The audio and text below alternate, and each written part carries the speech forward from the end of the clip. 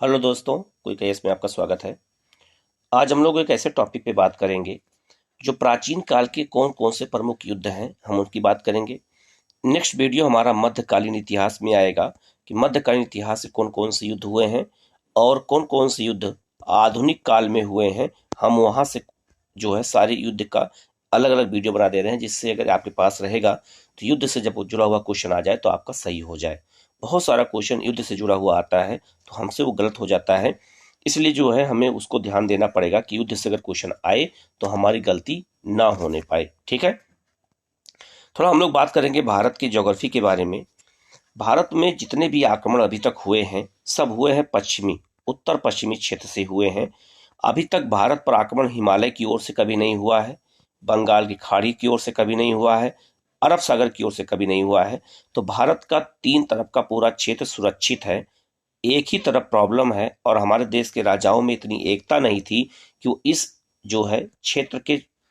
क्षेत्र को रोक सकें और यहाँ पर कोई ऐसा सुरक्षा का इंतजाम कर सकें, व्यवस्था कर सकें जिससे भारत पर उत्तर पश्चिम से कोई भी आक्रमण ना होने पाए। चाहे प्राचीन काल से लेकर के सिकंदर के आक्रमण से लेकर के और आगे चल करके मुस्लिम आक्रमण तक जितने भी आक्रमण हुए, चाहे वो महमूद गजनबी के, चाहे मोहम्मद गौरी के, चाहे जो है मोहम्मद ये गजनबी के मोहम्मद गौरी, चाहे मोहम्मद बिन कासिम, किसी के भी आक्रमण हुए हैं, या उसके बाद बाबर आया है, या उसके बाद नादिर शाह का आक्रमण हुआ, या उसके बाद अहमद शाह अब्दाली का आक्रमण हुआ, सारे आक्रमण आपके उत्तर पश्चिमी क्षेत्र से हुए हैं। तो ये क्षेत्र सुरक्षित नहीं था और यहाँ से आने के दो मार्ग थे। हमें दोनों मार्ग की चर्चा करनी पड़ेगी। सबसे पहले आप लोग इनको बहुत ध्यान समझना कि वो दो मार्ग कौन कौन से थे, आप इनको बहुत ध्यान समझ लेना। यह है हिमालय पर्वत है और यह पाकिस्तान में एक पहाड़ी है, किरथार पहाड़ी। ये किरथार पहाड़ी यहाँ पर है। पाकिस्तान में एक सुलेमान पहाड़ी है और यहाँ पर एक हिंदुकुश पर्वत है। तो सुलेमान पहाड़ी और हिंदुकुश पर्वत के बीच में एक दर्रा है, खैबर दर्रा। और खैबर दर्रा जो है, खैबर दर्रा क्या होता है, दो पहाड़ों के बीच का जो गैप होता है। तो हमारे देश में जो आक्रमण हुए हैं वो खैबर दर्रे से हुए हैं, या फिर सुलेमान और किरथार के बीच में दर्रा था बेलन दर्रा, बेलन दर्रे से हुए हैं। इन्हीं दो दर्रों से हमारे देश पर सारे आक्रमण हुए हैं और किसी भी भारत के राजाओं में इतनी एकता या इतनी समझदारी नहीं दिखाई कि इन दोनों दर्रों को बंद कर दे कि जिससे हमारे देश में विदेशी आक्रमण ना होने पाए। तो हिमालय हमारी सुरक्षा करता है, बंगाल की खाड़ी और अरब सागर का क्षेत्र हमारी सागर सुरक्षा करता है, लेकिन हमारे देश की सुरक्षा इधर से नहीं हो पाई और हमारे देश पर सारे विदेशी आक्रमण इधर से हुए हैं, जिसने हमारे इतिहास को बदल दिया है बुरी तरह से। हम लोग आगे बढ़ते हैं, कौन कौन से प्रमुख युद्ध हुए उनकी चर्चा करेंगे एक एक करके। तो सबसे जो पहला युद्ध हुआ था वो होता दस राग युद्ध हुआ था। ये भारत का पहला युद्ध है। अगर आपसे कभी पूछा जाए कि भारत का पहला कौन युद्ध है तो दस राग युद्ध है, भारत का पहला युद्ध है। ठीक है, ये पुरु और त्रिशु योद्धाओं के मध्य हुआ था। इस युद्ध को बैटल ऑफ द 10 किंग भी कहा जाता है। इसमें 10 राजाओं का युद्ध था, इसे इसको 10 किंग भी राजा का जो है युद्ध कहा जाता है इसको। यह युद्ध परुष्णी राबी नदी के तट पर हुआ था। प्राचीन काल में राबी नदी को परुष्णी नदी के नाम से जानते थे। इस युद्ध का वर्णन कहाँ मिलता है तो इस युद्ध का वर्णन ऋग्वेद के 7वें मंडल में इसका उल्लेख मिलता है। और इस युद्ध में त्रिशूल समुदाय के विजय हुई थी, जिसका नेतृत्व राजा सुदास कर रहे थे। और इन्हीं यही सुदास जो थे ये भरत वंश के थे और इन्हीं के नाम पर, इसी भरत वंश के नाम पर कहा जाता है हमारे देश का नाम क्या पड़ गया, भारत पड़ गया। ये वैदिक काल के लोग कहते हैं। ठीक है, तो ये पहला युद्ध था भारत का, इसको आप याद रखिएगा। इसी चीज को इंग्लिश में भी यहाँ दे दिया गया है, बैटल ऑफ जो है 10 किंग का दसराग युद्ध है। इसे जो है 10 किंग युद्ध भी कहा जाता है। ठीक है, राबी नदी किनारे तट पे हुआ है। इसी चीज को इंग्लिश में भी लिखा गया है जिससे आपके पास ये भी चीज रहे, नोट्स रहे, आप समझ सकें इसको। दूसरा युद्ध है हाइडेस पीज का युद्ध। याद रखना ये 326 बीसी में हुआ था और ये सिकंदर के साथ आक्रमण हुआ था और राजा थे पोरस। आप पहले मैच समझ लेना। देखो सिकंदर का आक्रमण हुआ है और सिकंदर भी वही खैबर दर्रा और बेलन दर्रा होते हुए ही झेलम सिंधु नदी को पार करके और झेलम नदी के साथ उसके साथ युद्ध हुआ था पोरस के साथ में।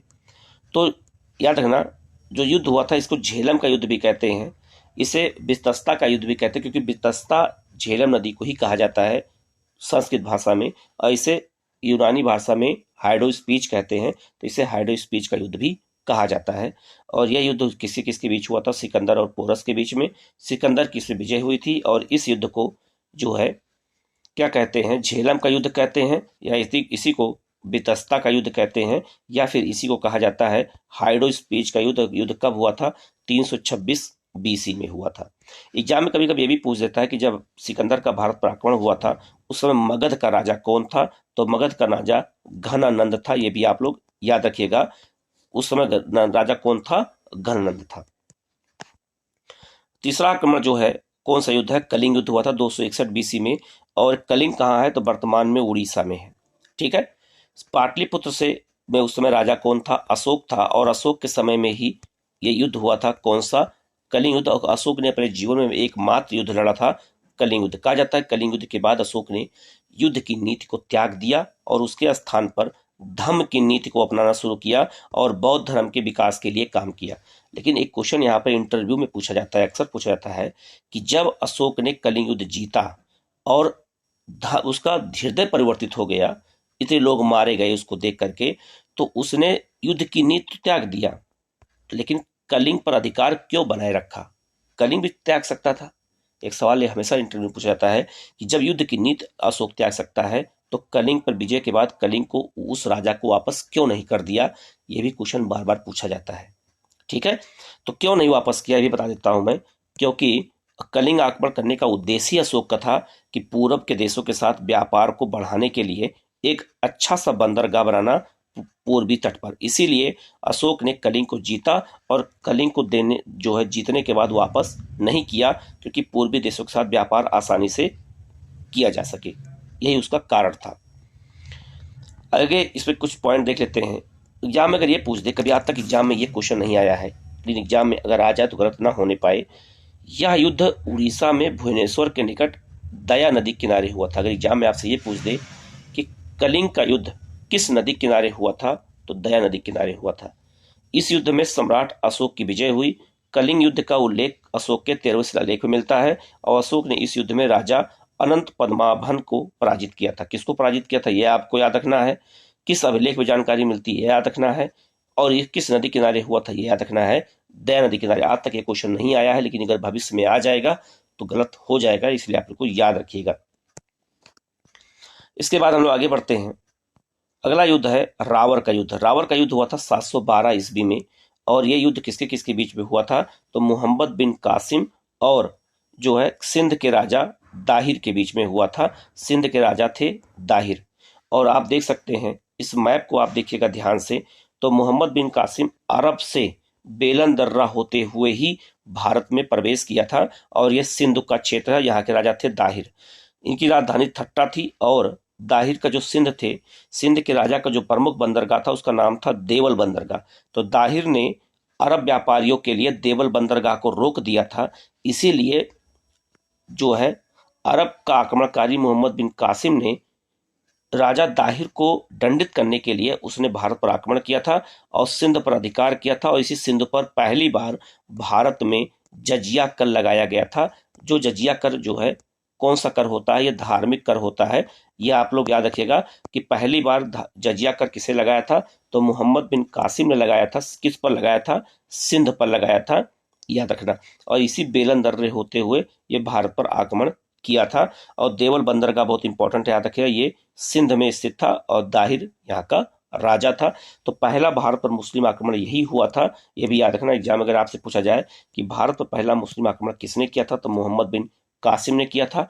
किस क्षेत्र पर किया था? सिंध पर किया था। राजा कौन था? दाहिर था। और इसके लिए झगड़ा क्यों हुआ था, युद्ध क्यों हुआ था? तो ये देवल बंदरगाह को दाहिर ने अरब व्यापारियों के लिए रोक दिया था। और इस युद्ध को नाम क्या देते हैं? इस युद्ध को नाम देते हैं रावर का युद्ध कहा जाता है। ये आप लोग याद रखिएगा, बहुत इंपॉर्टेंट है। अगर एग्जाम में आ जाए कि रावर का युद्ध किसके किसके बीच हुआ था, तो बताओगे मोहम्मद बिन कासिम और राजा ताहिर के बीच में, सिंध के राजा थे। इसके बाद है अगला युद्ध है, यह है आपका, एक तरफ देखो दाहिर का फोटो है, एक तरफ आप जो है मोहम्मद बिन कासिम की फोटो है। इसका यह भारत पर प्रथम अरब आक्रमण था। यह जानकारी आपको दी गई है, पहला प्रथम आक्रमण था। यह युद्ध मोहम्मद बिन कासिम और राजा दाहिर के बीच हुआ था।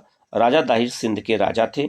इस युद्ध की जानकारी अली अहमद की पुस्तक चचनामा से मिलती है। याद रखना, चचनामा बहुत इंपॉर्टेंट पुस्तक है और चचनामा से ये अरबी भाषा में लिखी गई थी और इसी पुस्तक से जानकारी मिलती है कि भारत पर अरबों का आक्रमण सिंध पर हुआ था। और इस चचनामा के लेखक कौन है? अली अहमद। ये क्वेश्चन कई बार एग्जाम में आ चुका है। मीर कासिम सिंध में पहली बार जजिया कल लगाया था, जो मैंने आपको बताया वो यहाँ पर आपको फैक्ट में मिल गया है। इसके बाद हम लोग आगे बढ़ते हैं। अगला है तराइन का प्रथम युद्ध 1191 ईस्वी में हुआ था और ये युद्ध हुआ किसके किसके बीच में हुआ था? तो पृथ्वीराज चौहान और मोहम्मद गौरी के बीच में। इस युद्ध में पृथ्वीराज चौहान की विजय हुई थी और जब मोहम्मद गौरी युद्ध से भाग रहा था तो पृथ्वीराज चौहान ने उस पर पीछे से वार नहीं किया। हमारे युद्ध पद्धति, हमारे देश की युद्ध पद्धति ये कहती है कि किसी भी भागते हुए किसी भी राजा की पीठ पर वार नहीं करना है, निहत्थे राजा पर वार नहीं करना है। लेकिन ये नीति हमारी थी, किसी और दूसरे देश की नहीं। ठीक है। तराइन का द्वितीय युद्ध हुआ 1192 ईस्वी में और इस युद्ध में जो है, इस युद्ध को तराइन का युद्ध या तरावड़ी का युद्ध कहा जाता है। इस युद्ध को आजमाबाद का युद्ध भी कहते हैं। ये भी याद रखना कि तराइन के युद्ध को तरावड़ी का युद्ध या इसे आजमाबाद का युद्ध कहते हैं। हो सकता है एग्जाम में आप लोग रट के बैठे हो और ये ना पूछ के आपको ये दे दे तो गलत हो जाएगा क्वेश्चन। और इस युद्ध में मोहम्मद गौरी की विजय हुई और उसने भारत पर अधिकार कर लिया और भारत में मुस्लिम सत्ता की शुरुआत यहीं से होती है। तो याद रखना ये युद्ध बहुत इंपॉर्टेंट है 1192 का।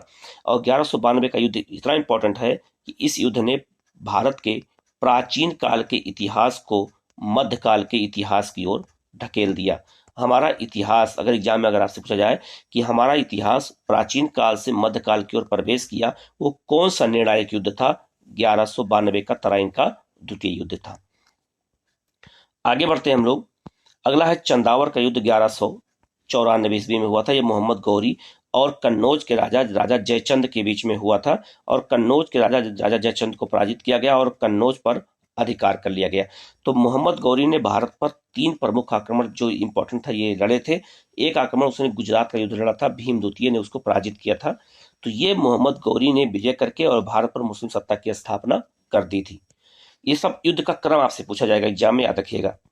अगला है तराइन का तीसरा युद्ध। आज तक हम ये जानते रहे हैं कि तराइन का केवल 2 ही युद्ध हुआ था, लेकिन नहीं, तराइन का तीसरा युद्ध भी हुआ है। 1215 से 16 ईस्वी में हुआ है और ये किसके किसके बीच में हुआ है? तो ये जो है कुतुबुद्दीन ऐबक के गुलाम थे इल्तुतमिश और उसी का गुलाम था एलदोज और कुबाचा। तो ये तीनों गुलाम थे कुतुबुद्दीन ऐबक के और कुतुबुद्दीन ऐबक के बाद जब इल्तुतमिश राजा बना तो ये दोनों आक्रमण कर दिए थे किसके ऊपर? इल्तुतमिश के ऊपर। तो इसीलिए तराइन का तीसरा युद्ध किसके किसके बीच हुआ है? तो इल्तुतमिश, एलदोज और कुबाचा के बीच में हुआ। ये तीनों ऐबक के गुलाम थे और इस युद्ध में इल्तुतमिश की विजय हुई थी। तो एक बात आप लोग जरूर याद रखिएगा कि युद्ध जो है तराइन का युद्ध हुआ था, तीसरा युद्ध भी हुआ है। अगर एग्जाम में आ जाए तो आप ये मत समझना कि क्वेश्चन गलत दे दिया है। तराइन का तीसरा युद्ध हुआ है और किसके किसके बीच में हुआ है मैंने आपको बता दिया है। ये इल्तुतमिश और एलदोज और कुबाचा के बीच में हुआ है।